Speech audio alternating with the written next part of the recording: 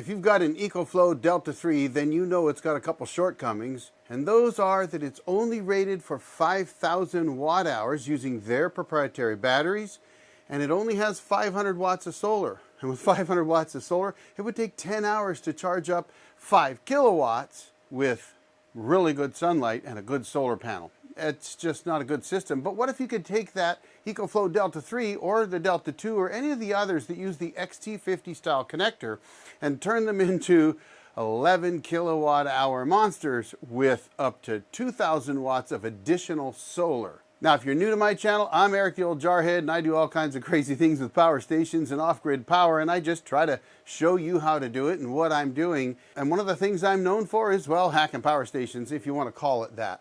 But basically taking power stations and getting more power out of them than they're rated for, and that's what we're doing today. So today what I have, and you'll have to excuse the view here, but it's kind of the way my shop is built. What I've got today is I've got two Humsienk 100 amp hour 51.2 volt floor standing or wall mounted batteries that I'm going to talk about today, but I've also got my EcoFlow Delta 3, a watt cycle battery cable for the EcoFlow products that use the XT50. I've got an 18 amp 58.4 volt battery charger and a Victron 150/35 solar charge controller plus 1,600 watts of solar panels, and I've got it all connected together. The only thing I don't have connected up yet is the EcoFlow because, well, we're waiting for my batteries to get to 100% because they all should be at 100% state of charge, and they're almost there. I've got 1,600 watts of power going into my two Humsienk batteries that are here on the floor below me that I'm kind of straddling right now because, well, my studio's a little bit small, if you want to call it a studio. It's my woodworking room. But I've got it all set up so that as soon as these batteries are good to go, then we're going to go ahead and plug in the EcoFlow, and I'll show it to you in operation with that extra 10,000 watts of power and all that solar coming in. We'll run my ceramic heater and have some fun with it. But while we're waiting for that to happen, let me show you what we have here.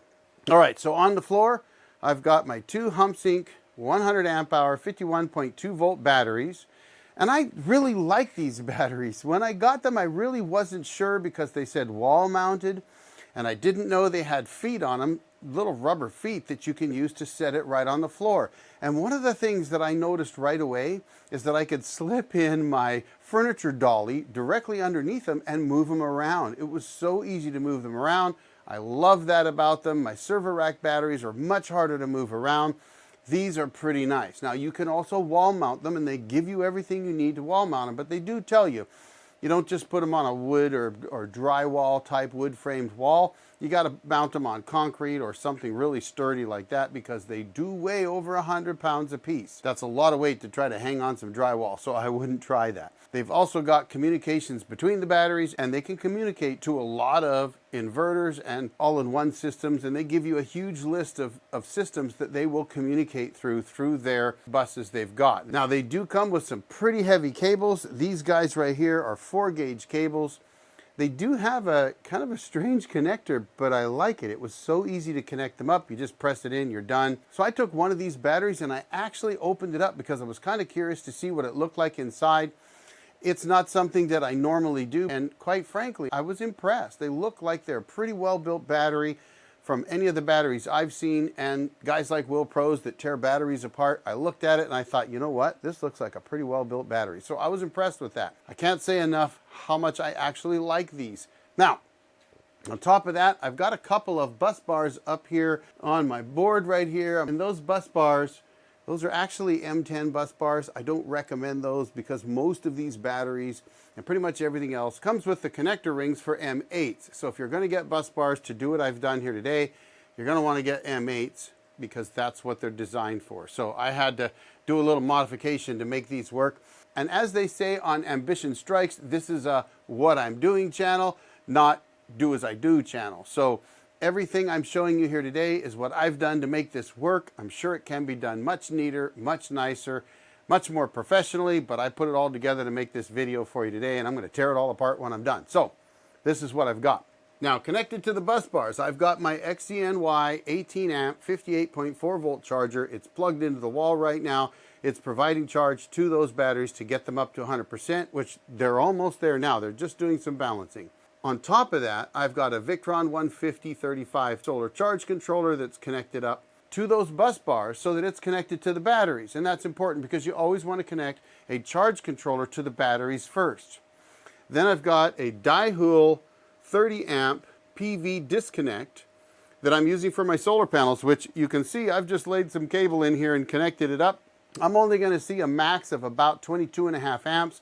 So a 30 amp breaker is going to be perfectly fine for that. Now, I don't have any fuses in here, and somebody's going to call me out for that. But again, this is a what I'm doing channel. It's a good idea to put fuses in, folks. I've just put this together for today's video. Now, the other thing I've got is I've got right here Watt Cycles XT50 for EcoFlow products that use that connector.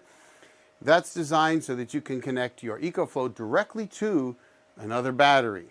Now, that's pretty much it, folks. That's what we've got set up here today. We're going to plug in the EcoFlow, and that's something else that I think is important to mention.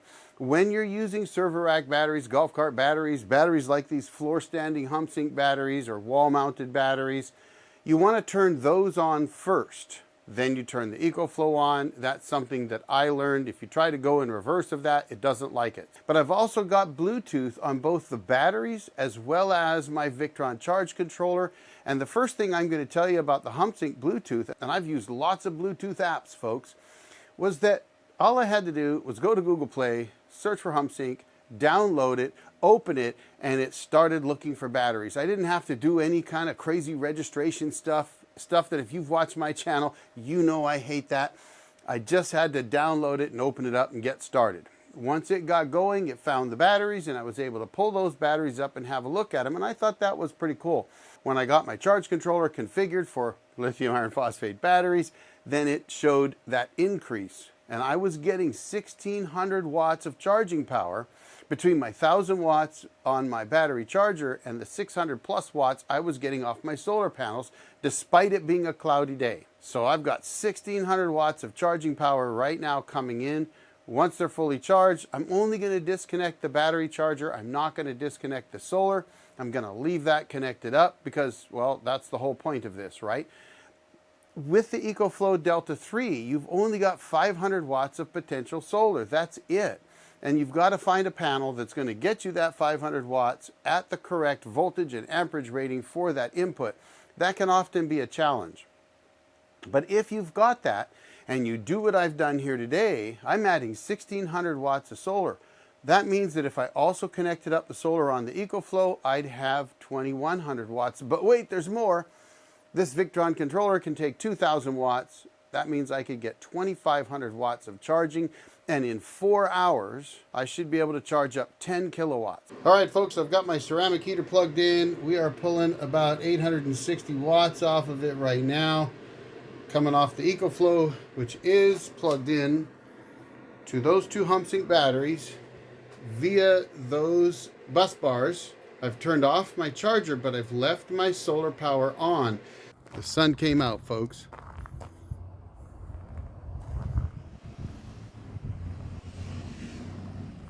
That's why we're getting so much power.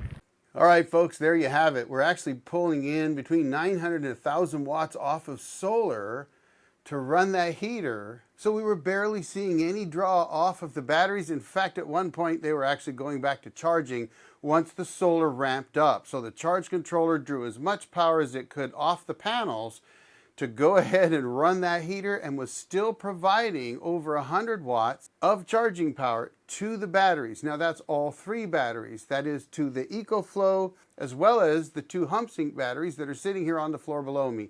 So we've got 1,600 watts of solar it can draw from. It's not the brightest day out there, so it was only drawing a max of about 1,000 watts.